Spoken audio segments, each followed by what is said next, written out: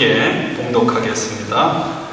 데살로니가전서 5장 16절, 17절, 18절 함께 봉독합니다.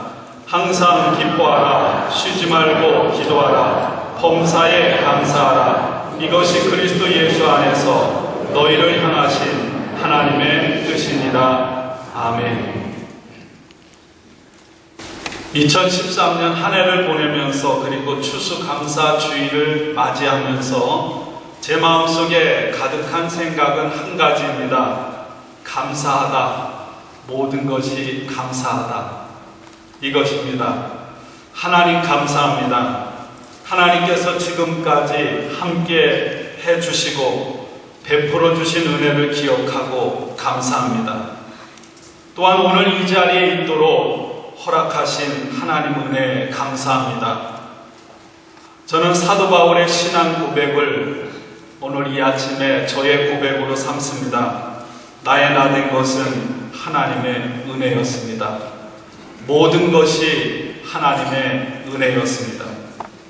그리고 주님의 몸된 교회를 위해 충성하는 성도님들의 사랑을 잊을 수가 없습니다. 여러분들의 사랑과 여러분들의 깊은 헌신에 감사합니다. 또 사랑하는 아내, 사랑하는 자녀들에게 감사하고 지금은 계시지 않지만 저를 낳아주신 부모님들, 그리고 사랑하는 아내를 주신 장인 장모님께도 감사했습니다. 또 저에게 사랑하는 많은 친구들, 그리고 아무리 생각해봐도 감사할 사람들이 너무너무 많은 것입니다. 누가복음 15장에 예수님께서 들려주신 탕자의 이야기가 있습니다. 여러분, 탕자의 죄는 아버지의 명예를 실추시켰다는 것입니다. 모든 재산을 탕진했습니다. 여러분, 이스라엘 사회에서 아버지가 생생하게 살아있는데 내 유산을 주십시오, 이렇게 얘기하는 것은 아버지 빨리 죽으십시오, 그렇게 말하는 폐륜적인 행동입니다. 왜냐하면 부모 아버지가 돌아가셔야 그 유산이 자식에게 오는 것입니다. 근데 이 집안의 둘째 아들은 내 마음대로 한번 살고 싶다고 아버지에게 나에게 돌아올 몫을 지금 당장 달라고 그렇게 했습니다. 그럼에도 불구하고 아버지는 기꺼이 자신의 재산 중에 둘째 아들에게 줄 몫을 기꺼이 내줍니다. 여러분, 이 이야기를 통해서 우리는 예수님의 십자가의 사랑을 기억합니다. 아무런 대가 없이 자신의 몸을 바로 저와 여러분들을 위해서 십자가에 내어주신 주님의 사랑을 우리가 만날 수 있습니다. 결국 둘째 아들은 마음대로 가서 유산으로 물려받은 모든 재산을 탕진하고 결국에는 남의 집에 의지해서 돼지를 치는 신세가 됩니다. 돼지 주인이 주는 음식으로도 배를 채울 길이 없게 되자 돼지 여물통에 앉아서 돼지들과 함께 돼지만 먹는 쥐염 열매를 먹어야 했습니다. 여러분, 그 모습을 내가 옆에서 보았다면 얼마나 그 모습이 처량했겠습니까? 아마도 그 모습을 보면 아버지가 그 아들을 싫어했을 것입니다. 제가 그 모습을 옆에서 보고 있다면 그런 상상은 할 수가 없었겠죠. 집에는 아버지께서 여전히 한순간도 집 나간 아들을 잊지 않고 밤낮으로 그 아들을 기다리고 있다고 하는 생각을 상상도 하지 못했을 것입니다. 성경은 탕자가 스스로 돌이켰다고 말합니다. 둘째 아들이 일어나서 아버지에게로 돌아갔습니다. 아버지는 집에 돌아온 아들을 기쁨으로 맞아 주셨습니다. 그리고 큰 잔치를 베풀어 주셨습니다. 사실 둘째 아들은 아버지의 아들이면서도 함께 아버지와 살아감에도 불구하고 아버지가 어떤 사람인지 알지를 못했습니다. 여러분, 지난날 어떻게 살았든지 아버지에게는 아무런 관심이 없습니다. 그냥 아들이 돌아왔다는 그 사실 하나로 잔치를 베풀고 기뻐합니다. 십자가에 주님과 함께 달린 강도는 예수님을 만났고 예수님을 통해서 내가 오늘 나와 함께 낙원에 있으리라 라고 하는 축복을 받았습니다. 사랑하는 여러분, 지금 내가 어떤 모습이든 내가 어떻게 살았든지 상관없이 주님 앞에 나온 그 한 가지 사실만으로 하나님은 기뻐하심을 믿습니다. 천국 잔치를 베풀어 저와 여러분들을 맞아주십니다. 그 기쁨이 저와 우리들 모두를 가득 채워주시기를 원합니다.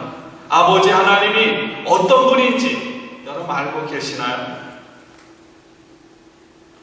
탕자를 향한 사랑을 한순간도 놓지 않고 기다리며 그 아들이 돌아왔을 때 기뻐하고 맞아주신 아버지, 오늘 우리들이 그 하나님을 내 아버지로 만나기를 원합니다. 아니, 그분은요, 내가 돌아오지 않았을 때조차도 친히 우리를 위해서 사랑으로 찾아오셔서 십자가를 통해 그 사랑을 보여주신 줄로 믿습니다. 여러분, 우리가 살아가는 동안 하나님을 온전히 아는 것이 가장 큰 기쁨인 줄로 믿습니다.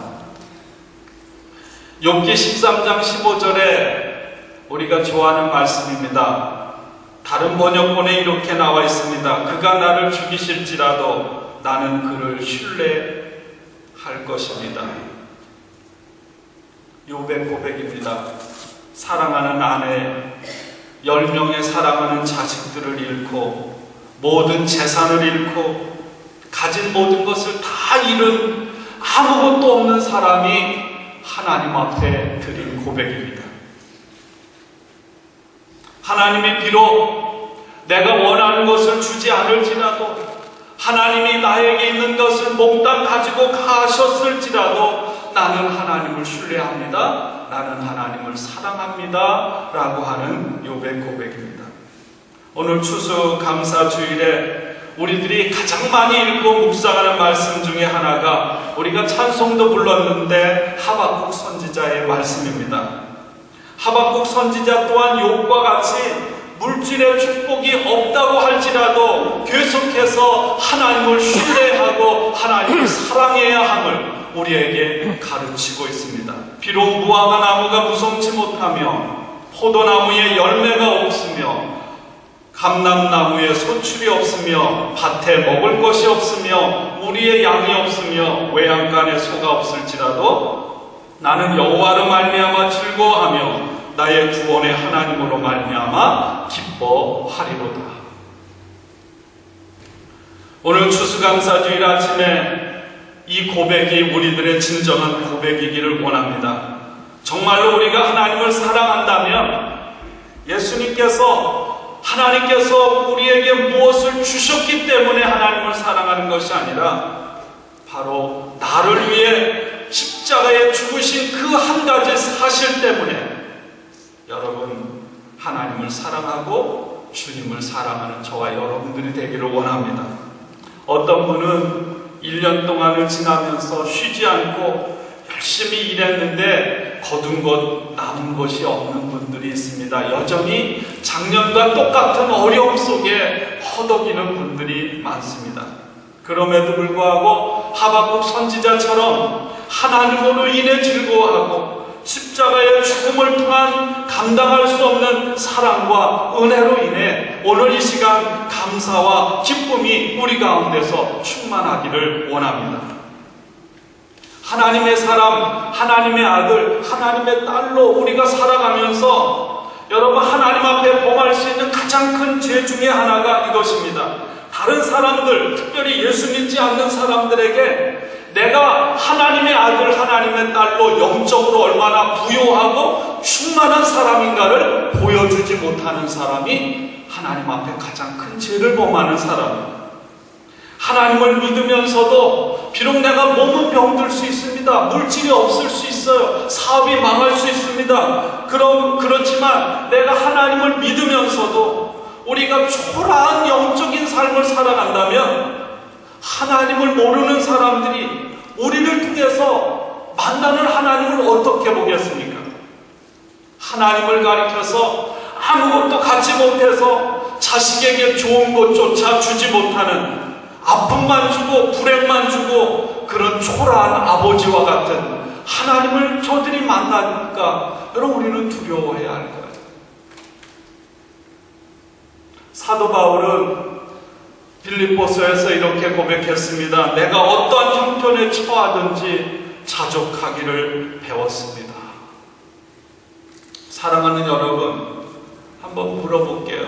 사도 바울이 행복했습니까? 불행했습니까? 행복했습니까? 불행했습니까? 우리들의 기준으로 한다면 불행한 삶이었겠죠? 그러나 사도 바울을 가리켜 불행한 인생을 살았다고 이야기하는 사람은 한 사람도 없습니다. 여러분, 수많은 고난을 겪었습니다. 수많은 아픔을 당했습니다. 죽음의 위기를 당했습니다. 가진 것을 다 잃었습니다. 그래도 바울은 행복한 사람이었습니다. 왜 그럴까요? 하나님께서 베풀어 주시는 그 하나님을 사랑했기 때문에 바울은 행복한 사람이었다. 탕자가 돌아왔을 때 기뻐하고 달려나와 안아주고 입을 맞춰주고 좋은 옷을 입히고 잔치를 베풀어준 그 아버지의 사랑을 바울은 알았고 그 아버지를 사랑했기 때문에 바울은 행복한 사람이었어요. 이런 예화가 있습니다. 한 병사가 사막에서 수도하는 늙은 수도사를 찾아갔습니다. 하나님 앞에 오랫동안 회개를 했는데 내가 하나님 앞에 회개하는 이 회개를 하나님이 받아주실지 알 수가 없어서 늙은 수도사에게 찾아가서 자문을, 도움을 구한 거예요. 수도사가 이 젊은 병사에게 여러 가지 많은 이야기를 한 다음에 이렇게 물었습니다. 젊은 친구, 자네는 옷이 찢어졌을 때 그것을 버리는가? 요즘의 미국의 삶으로 이 말씀을 들으시면 이해가 안 될 거예요. 애들은 우리도 조금만 옷이 찢어지면, 아니죠, 새 옷도 쉽게 버리는 그런 풍요로운 시대에 살지만 옛날엔 그렇지 않았잖아요. 그러자 병사가 이렇게 대답했습니다. 아닙니다. 그것을 다시 수선해서 입습니다. 그러자 늙은 수도사가 다시 이렇게 반문을 했습니다. 자네는 자네 옷에도 그렇게 신경을 쓰는데 하나님께서 자신이 만든 피조물에 대해서 깊은 관심을 보이지 않으시겠는가? 여러분, 당연하지 않습니까? 하나님 당신이 당신의 인격을 다 담아서 만든 저와 여러분 한 사람 한 사람에게 관심을 쏟지 않겠어요? 당신의 아들을 십자가에 갈갈이 고난을 당하게 하시고 찢겨 죽게 하시고 바꾸신 저와 여러분들을 하나님께서 어떻게 사랑하지 않으시겠습니까? 시편 37편에서 시인은 이렇게 노래합니다. 여호와를 기뻐하라. 저가 내 마음의 소원을 이루어 주시리라. 여러분, 추수감사주일 예배는 하나님을 기쁘시게 하는 시간입니다. 추수감사주일 예배. 사실 여러분, 우리들의 매일 매순간의 삶은 감사여야 합니다. 1년에 한 번 추수감사주일날 감사하는 것이 아니라 매일 매순간 감사해야 하는 거죠. 그럼에도 불구하고 여러분, 우리가 1년에 한 번 한날을 정해서 추수감사주일을 지키는 이유가 있습니다. 마땅히 우리가 감사해야 하는데 너무나 많은 면에서 다른 곳에 정신을 팔아서 감사를 잊고 살아가기 때문에 그날만이라도 감사하고 하나님을 기뻐하라는 것입니다. 제가 연속 3주간 한 번은 신명기 16장을 통해서 하나님께서 모세를 통해 명하신 이스라엘의 모든 남자는 유월절, 칠칠절, 초막절 1년에 3차례 반드시 하나님 택하신 하나님의 성전에 나아가서 예물을 드려 지키라 이렇게 말씀하셨습니다. 애굽의 종살이에서 광야의 그 40년 동안의 처절하고 절박한 상황 속에서 건져주시고 보호해주시고 함께해주신 하나님, 그리고 내가 농사 짓지 않고 심지 않은 그런 곳에 가나안 땅에 들이시고 풍성한 재물을 얻게 하신 하나님, 그 하나님의 베푸르신 은혜와 선물과 능력을 기억하고 감사하라. 예물을 드려 마땅히 하나님의 성전에 나가서 감사하라. 지난 주일엔 예레미야가 3장을 통해서 우리를 향하신 하나님의 한결같은 사랑, 끊임없는, 끊을 수 없는 사랑. 예레미야가 사방을 둘러보니 완전한 절망입니다. 근데 가만히 중심에 생각해 보니까 한 가지 소망이 있는 거예요. 어떤 상황에 내가 던져져 있다 할지라도 하나님은 한결같은 사랑으로 우리를 사랑하신다는 것. 그래서 가만히 마음에 생각해 보니까 주님이 나의 희망이기에 내 삶에 소망이 가득하다는 말씀을 함께 나누었습니다. 여러분, 감사하는 축복입니다. 우리가 기념일을 만들어서 지킵니다. 국가의 기념일도 있고 가정의 기념일도 있고 개인의 기념일도 있습니다. 미국의 기념일 중에 Mother's Day가 큰 기념일 중에 하나입니다. Father's Day보다 더 크죠. 한평생 낳아주고 희생으로 키워주고 사랑해주신 부모님의 사랑 때문에 우리가 살아있는 거예요.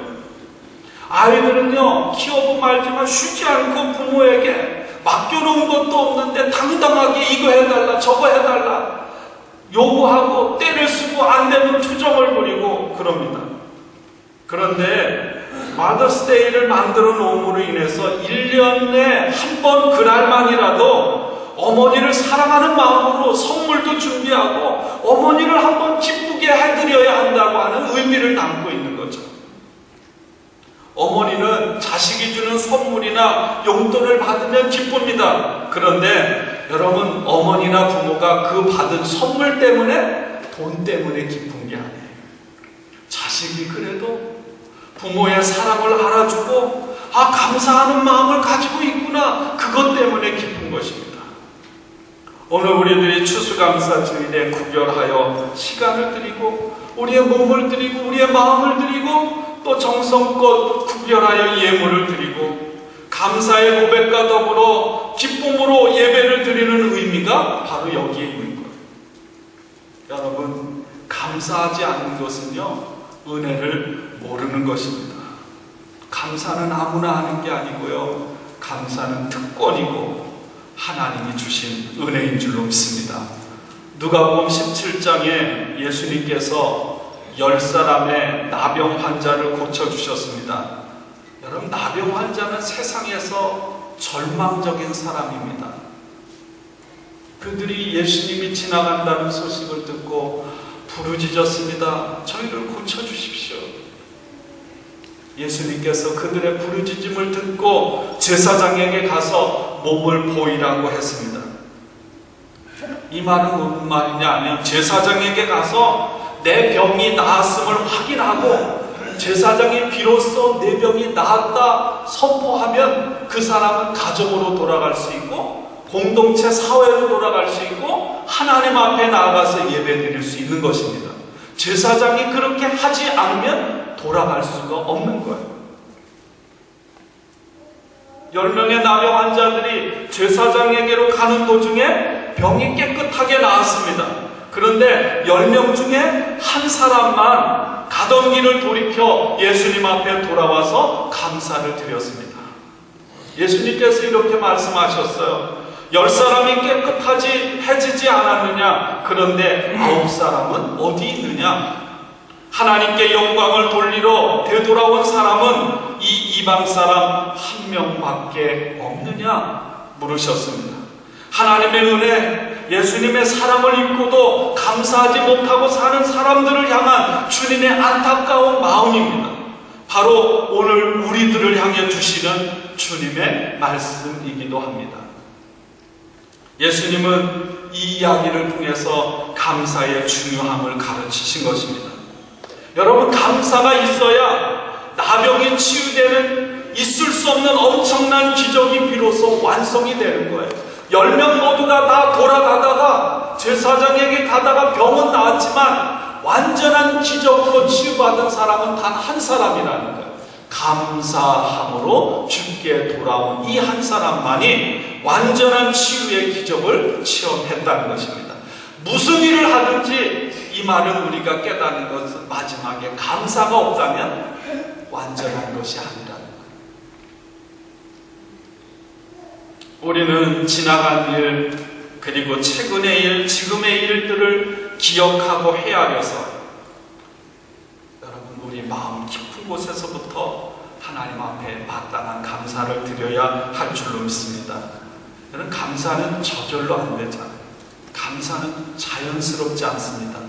여러분, 불평하고 원망하고요, 남 뒷담화하는 거는 노력 하나도 하지 않아도 됩니다. 그런 거 학교 가서 배우지 않아도 시간 가는 줄 모르게 힘 하나도 들지 않고 얼마든지 그렇게 불평하고 원망할 수가 있습니다. 그러나 감사는요, 끊임없이 반복하고 끊임없이 연습하고 끊임없이 시도해서 습관이 되고 내 태도가 되어야 합니다. 지난 날을 돌이켜보면서 감사할 거리를 자꾸 찾는 거예요. 나의 삶에 영향을 주고 도움을 주고 사랑을 줬던 사람들을 기억하고 감사하는 것입니다. 수많은 은혜와 복을 주신 하나님께 감사하는 것입니다.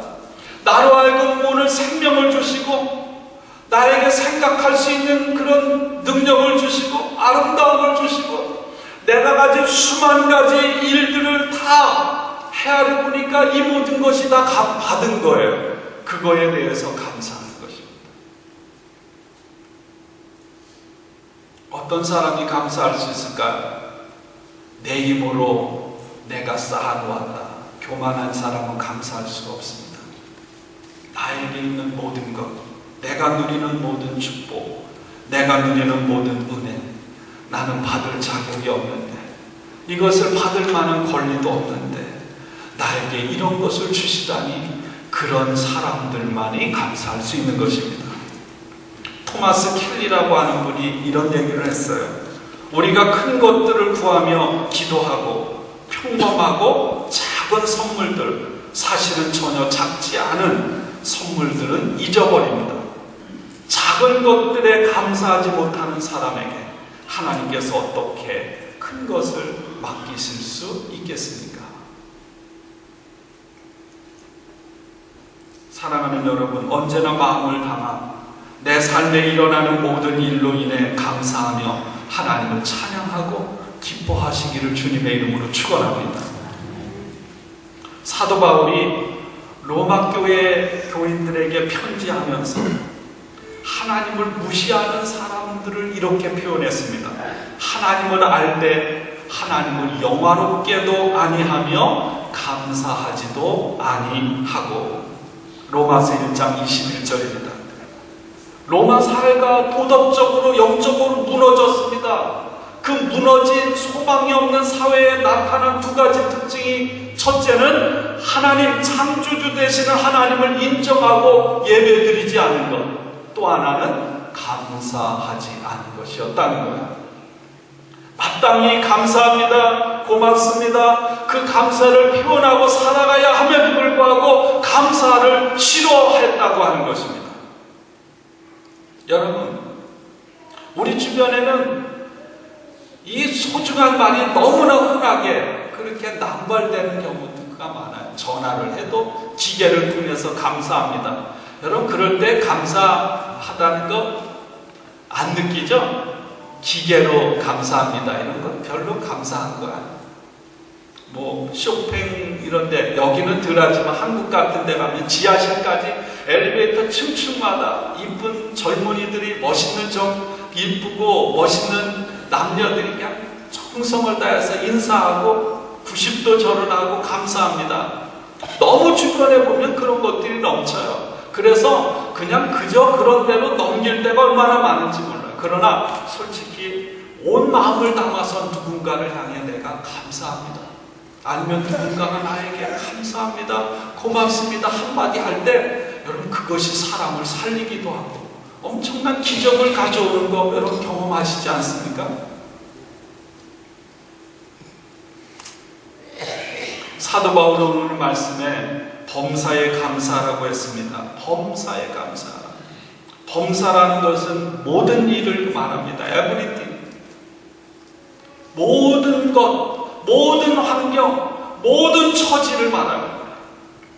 모든 환경, 모든 처지 그 안에서 인이라고 말하고 있어요. 그 안에서 감사합니다.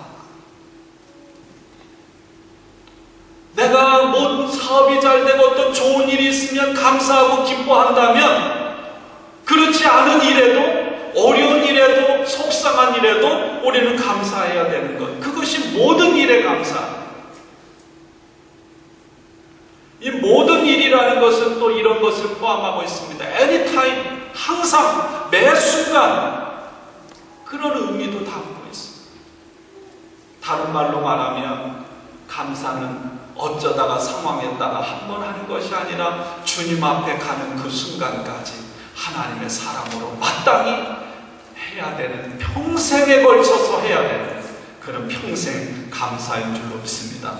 이것이 바울의 감사예요. 그리고 바울은 말합니다. 감사하는 것이 바로 하나님의 뜻이다. 우리는 위대한 신앙의 모범을 보인 바울 영웅을 본받고자 이 말씀을 생각하는 것이 아닙니다.